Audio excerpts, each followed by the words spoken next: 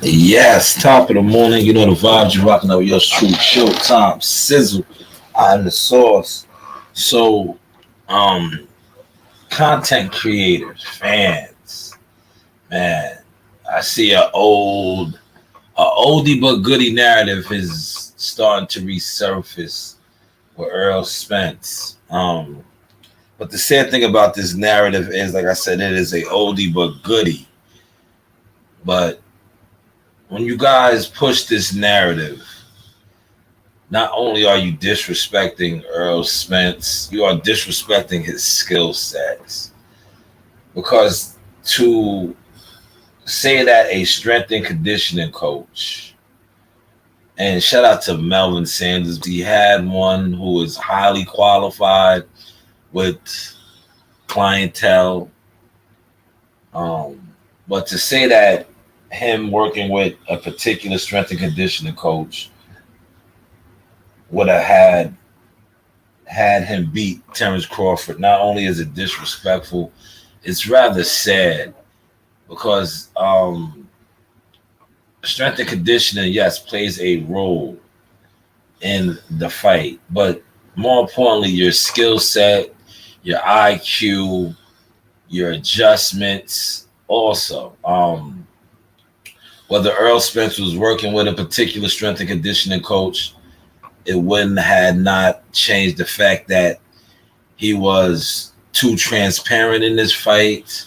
It wouldn't have changed the fact that they moved him in a particular fashion where he did not fight a lot of southpaws. But yet you content creators and fans want to make it seem that a particular strength and conditioning coach would have gave him the victory. But when you look at the resume of the particular strength and conditioning coach and the fighters that Earl Spence fought along that period, none of them, and I say none of them, were on the Terrence Crawford level. So when you guys love to constantly push the same old narrative, you need to really examine it because you are not only pushing a narrative that really holds no bearings, it also disrespects Earl Spence's skill set. Like I said, I'm not going to stay on this too long, maybe about 10 to 15 minutes. But when we break down the competition, because remember, this strength and conditioning course that you are referring to, right? The competition level of the fighters that Earl Spence was stopping were nobodies. Let's be real. Since he loves to use that word, nobodies. They were nobodies, right? But yet, when he stopped working with this particular strength and conditioning coach, he was still able to win fights. You know, he was still able to win fights. But you love to highlight the fact that he was knocking guys out with this particular strength and conditioning coach. Now, like I said, break down the opposition level of the guys that he was knocking out.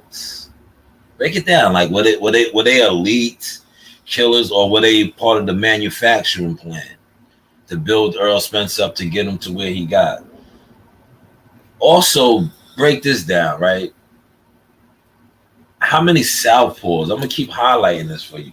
Since you want to highlight the fact that he didn't work with a particular strength and conditioning coach, and that's why he lost because he wasn't strong. No, how many southpaws did Earl Spence face in the buildup of making him? 2. So, is this strength and conditioning coach going to help him in facing a southpaw? What is the strength and conditioning coach going to do for him that is going to, aid in the fact that he struggles against southpaws? Last time I checked, pull-ups, dips, muscle-ups, core exercises doesn't help your skills. Yes, it may, like I said, may help your core and your strength, but it doesn't help your skills as far as like I said last week of having proper footwork. Shout out to Antonio Tarver as well. It doesn't help with aiding you in knowing to have your lead foot on the outside. It doesn't. But is the strength and conditioning coach going to help him with that? No, he's not. So when you content creators push these narratives, excuses, because that's what it is now. It's an excuse. I spoke about this yesterday. You guys are on here making excuses for fighters that aren't making excuses for themselves, but maybe they are making excuses for themselves. And shout out to Terrence Crawford, man, out there in Dykeman, doing your thing. You're not hiding. You're out and about amongst your peoples. And I know the good people of Washington Heights. That's what I'm referring to, Dykeman tournament. Street ball after dark. I know they were super excited to see you on the scene. Yeah, man, content creators, please, man. I feel bad right now for Earl Spence, because you guys are putting out content now, and you guys got to think about the content that you're putting out. You're disrespecting a 3-belt champion by saying that if he would have had a strength and conditioning coach, who I was trying to look at his clientele fighters, like we always just base it off of Earl Spence. What other elite fighters at that level has he done this for? What other fighters has he done this for? Like I could say the same thing about this gentleman right here, right? But one thing about this gentleman right here, he has 9, 10 world champions. This guy right here. Put him on the screen for y'all so y'all know who I'm talking about. This guy right here, to my left, Larry Wade, or my right in the picture, with my left on the screen. Larry Wade, I trained champions, right? That is one of his champions right here, the last one. I remember that night in Tulsa when he became a champion. He's just successfully defending his title in Japan. But when you speak about a strength and conditioning coach that his claim to fame is Earl Spence, let's call a spade, right? Where now I'm talking about Larry Wade, Robeisy Ramirez, Sean Porter, Caleb Plant, Badu Jack. You see, I just rolled off 4 names of former and current world champions, whereas you guys are basing Earl Spence's success off of a trainer whose real success is Earl Spence. What other fighters can we say, okay, them working with him, they did this? Well, you see, I just pointed that out with Larry Wade. See, you content creators not only disrespect the game, but you're disrespecting Earl Spence. But when someone like myself points this out, you want to say that I'm disrespectful. No, I'm pointing out the honest to God truth. You love to talk about other people capping and clout chasing and looking for exposure. I just wrote off 4 names of other elite world champion fighters that this man has trained. But you guys want Earl Spence to train with a strength and conditioning coach. And shout out to Melvin Sanders, because the video that I played where Melvin Sanders was laughing at him was a core exercise. So you guys are saying that Earl Spence's core was weak because he didn't train with a guy that he had 11 successful knockouts with against 11 tomato cans. A lot of those guys were tomato cans, man. Call a spade, man. He wasn't knocking out upper echelon guys. But yet, you disrespect his skill set. So, like I just stated earlier, him training with this trainer, the strength and conditioning coach, would that have prepared him to move his head off the line? No. Would that have prepared him to have his lead foot on the outside? No. Would that have prepared him to not fall into the traps that Terrence Crawford was setting? No. So when you guys put out content and you keep stressing the fact that, oh, he didn't work with this guy. Well, if he only worked with him for 11 straight fights or however many it was, and he got knockouts, and he still continued to win when he stopped working with him, what does that say? Does that say that it was the strength and conditioning coach the reason why he was winning? No, it was his skill set. He just went up against a more skilled, more prepared fighter. Earl Spence had, to say the honest, one of the worst game plans. He had no backup plan. He had no spare tire. He had no change of gear, however you want to slice it up. The man just simply got outclassed. And I don't think strength and conditioning had nothing to do with it. Because last time I checked, Melvin Sanders is training world-class athletes, football players, boxers. He has clientele. So when you say, oh, if he would have got with this guy, he would have did better. No, he wouldn't have. And then if he would have got with that guy and still got knocked the fuck out, you guys would have been on here with another excuse. But the excuse that you really need to examine is he only fought two southpaws.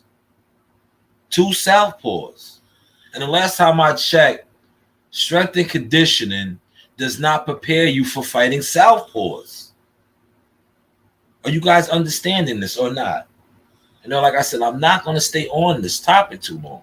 I'm going to give you 4 more minutes because this is too disrespectful to Earl. And I think I put out enough content that is, shaming him. And by me doing this, I feel like it is shaming him even more because we're sitting here talking about Earl Spence training with a strength and conditioning coach that does not prepare him to face a southpaw. What would him working with a strength and conditioning coach have done for him in regards to knowing how to fight a southpaw? Nothing, right? Don't get quiet. Don't get quiet because you're in here listening. Don't get quiet. You can feel free. If you disagree, feel free. But these are the facts. See, these content creators and fans are just lost right now. They watched Earl Spence get beat the fuck down. So they are just coming up with any kind of excuse. And this last one with the strength and conditioning guy is pathetic. It's sad because the man was undefeated with him and without him. But he just faced a guy and a team that was way more prepared.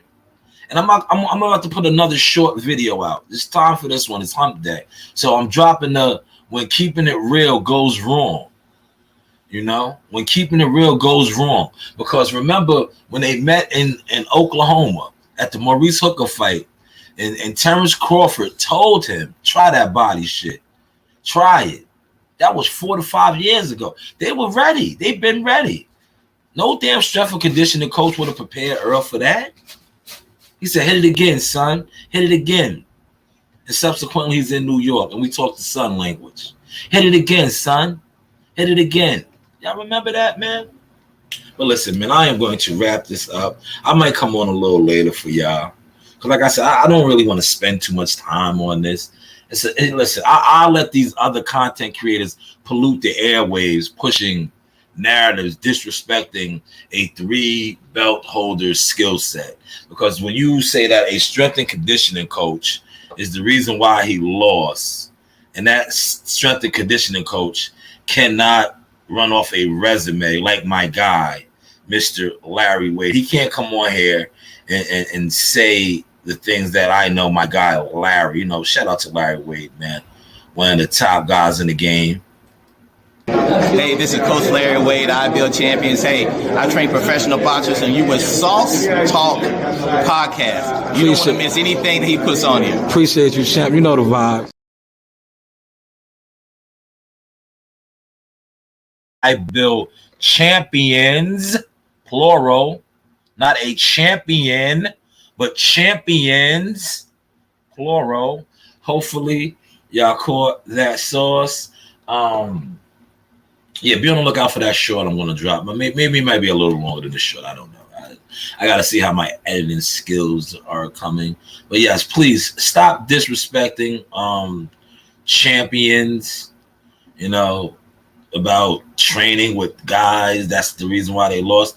No, the reason why they lost was they could have had the same strength and conditioning coach. They slept on their opposition. And then, like Bomac said, I guarantee EJ living paycheck to paycheck. I'm definitely not living paycheck to paycheck. I guarantee you, if we check our tax reports at the end of the year, I guarantee I make more than him. He got 3 coaches. We don't know who the head coach is. So, I mean, at the end of the day, I'm a way better fighter than Terrence Crawford. Who has he fought? The only name fight you fight is York's game boy, the guy that he fought. I fought Lamar Peterson, Chris Algieri, Kell Brook. I mean, and how many fights he got?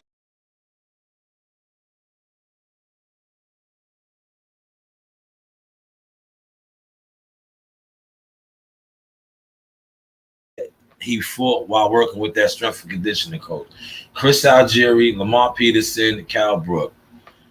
But see, he was programmed. He thought he was better than Terrence Crawford from beating those type of guys. So the strength and conditioning coach really had nothing to do with it. You know. Yes, facts, T. Let me get your comment up there. The reason why he lost is because the other guy was better. Exactly. Thank you for that, T. I think that is a fitting note to close on. More importantly, matter of fact, this is a fitting note to close on. After hearing him say all that stuff, this is how it played out. Hey,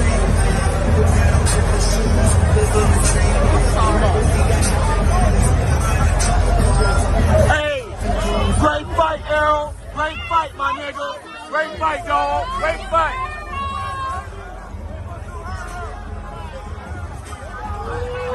That nigga is fucked up. Damn! Hey, time flip! Yes, this is the Sauce Talk with Keyshawn Davis. The Sauce Talk, okay. First off,